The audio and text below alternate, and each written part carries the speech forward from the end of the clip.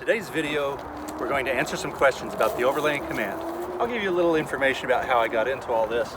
Be sure to like the channel, subscribe and like the video, and hit the notification bell so you'll get notified about upcoming videos.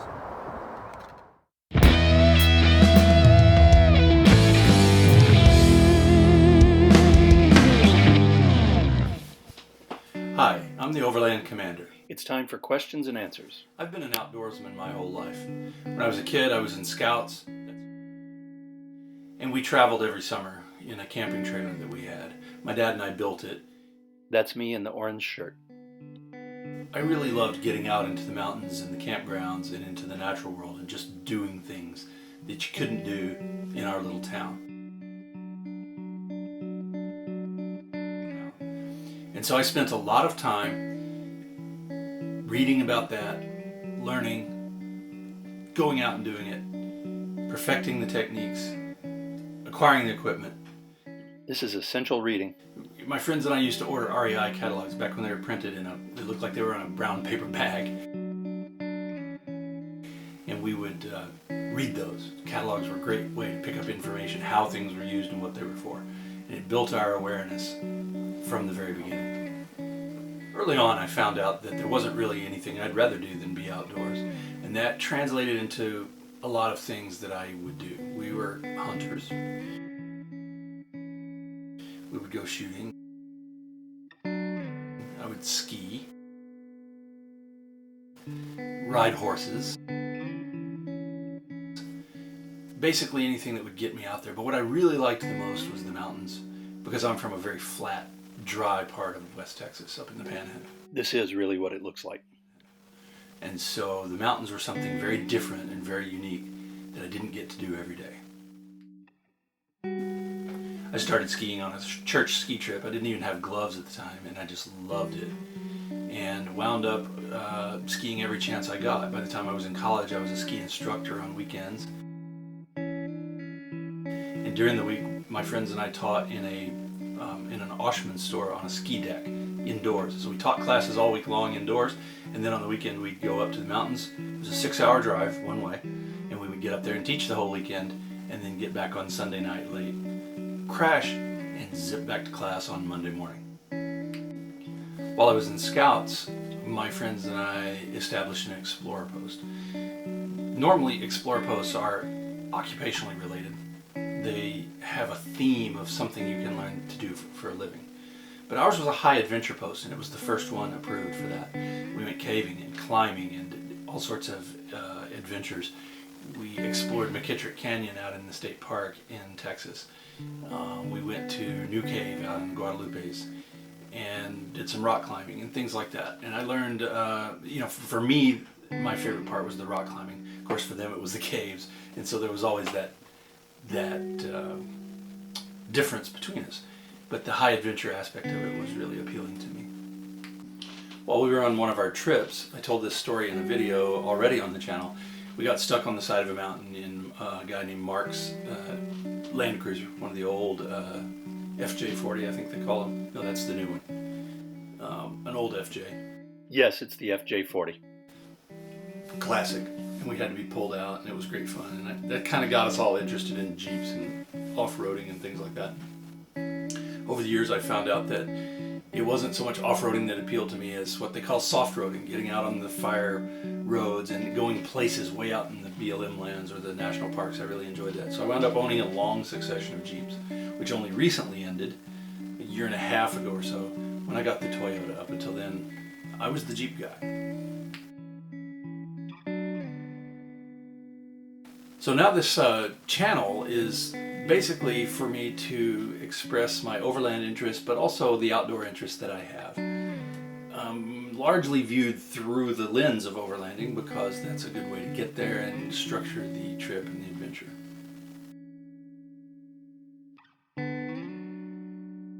We already have a couple of videos up on the site here of tools and techniques and equipment, some rig walkarounds. And coming up, I'll be doing a little series on some fieldcraft, some bushcraft they call it nowadays. Not only the how to do things, but the whys. One of the things that I find that people don't really talk about is the why. For instance, when we do the fire video, Why would you choose one of the fire techniques over another? I'll talk to you about why that works.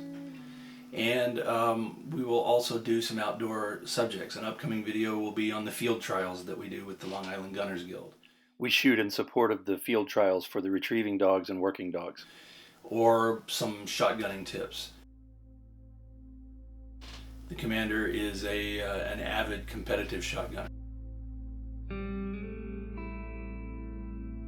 I use an 1882 WC Scott in 10 gauge for that competition. I like the classic and the traditional, what they call heritage gunning. You may even see some equestrian events on the channel from time to time. The horses have also been a part of life for a long time, and I try to keep it in there. Of course, that's a very time-consuming thing, and I don't get to do it as much as some of the other things. But we'll put it in here when we can. There's an old quote about going to the mountains that says you go there to lose your mind but find your soul. And so I thought that really works for me. When I get to the mountains, I get recharged in a way that doesn't happen anywhere else. And they can be on a ski trip or a backpacking trip or a car camping trip, doesn't matter. It's the mountains themselves. There used to be a book out by Galen Rowell called In the Throne Room of the Mountain Gods. And I think that's really a nice way to put it.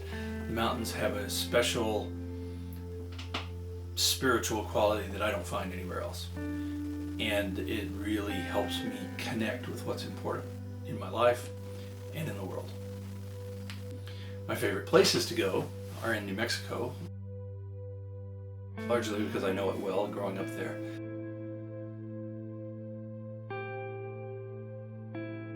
Of course, Colorado, that's everybody's favorite.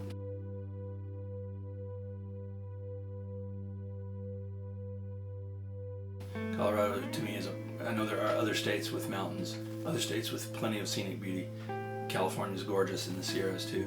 But Colorado is just sort of a perfect combination of climate and mountains and altitude and terrain and beauty that really works for me, especially in the southwest part, in the San Juans around Durango in that area. That's really a special area, historically as well as naturally. I was a Jeep guy for a long time because it was a classic vehicle with a commitment to the capabilities of being able to go where you needed to go with the four-wheel drive systems and the way they were built. They were also easy to modify. And I'm not a big fan of over-modifying a vehicle, but I do like to be able to run the size tire that I want, get a little bit of lift on it, and massage it a bit so that it fits my needs. And after 14 or 15 Jeeps, I forget exactly, everything from CJ5 up through the Commander and the Grand Cherokees, I got to the point where I did not like what happened to the company after they merged with Fiat.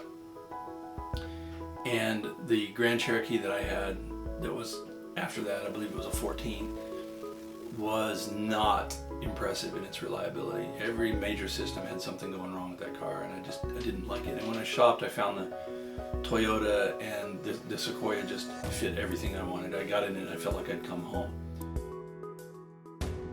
That's how I came to be a Toyota guy.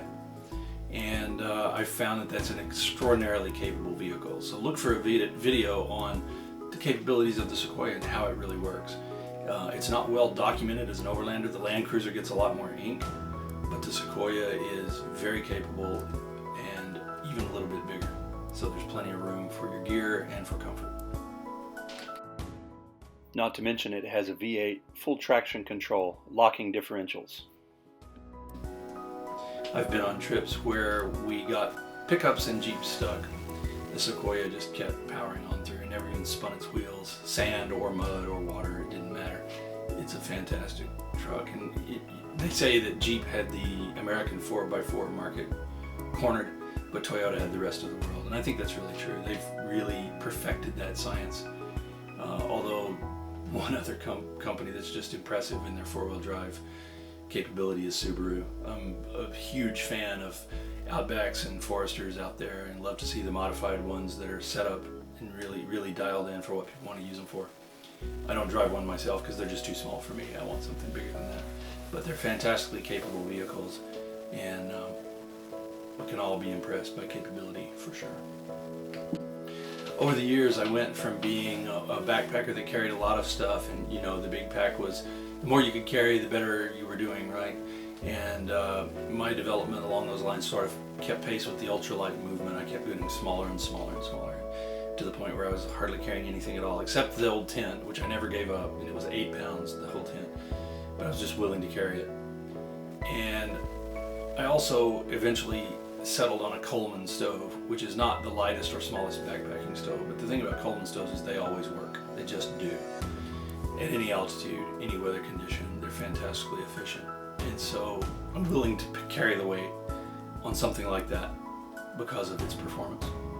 So after moving more and more and more towards the ultralight backpacking world, as I got into the overlanding scene, it was a natural thing for me to reuse that gear and approach overlanding from an ultralight perspective.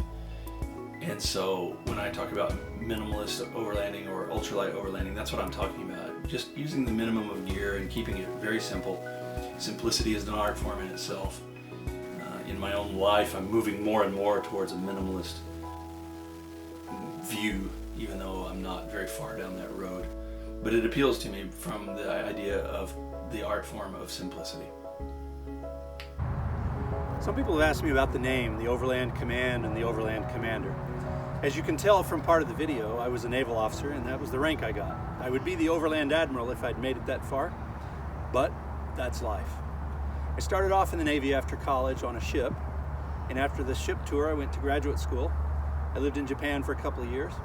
Then I was the unit commander for a smaller ship, a special operations craft, which is how I got into the special operations world.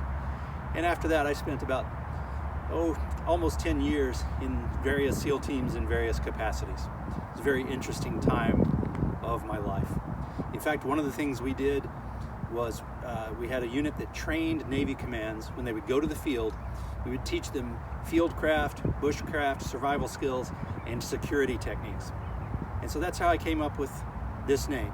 Being a commander in the past, I thought Overland Command had a nice ring to it.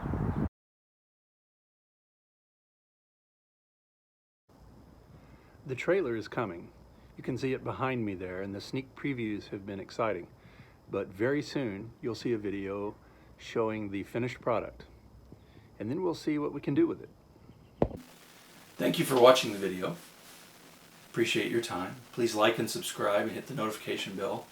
Keep an eye here for future updates on all the things we mentioned, our gear talk, our bushcraft that will be coming up, and some of the other outdoor topics. And we'll see you again outside.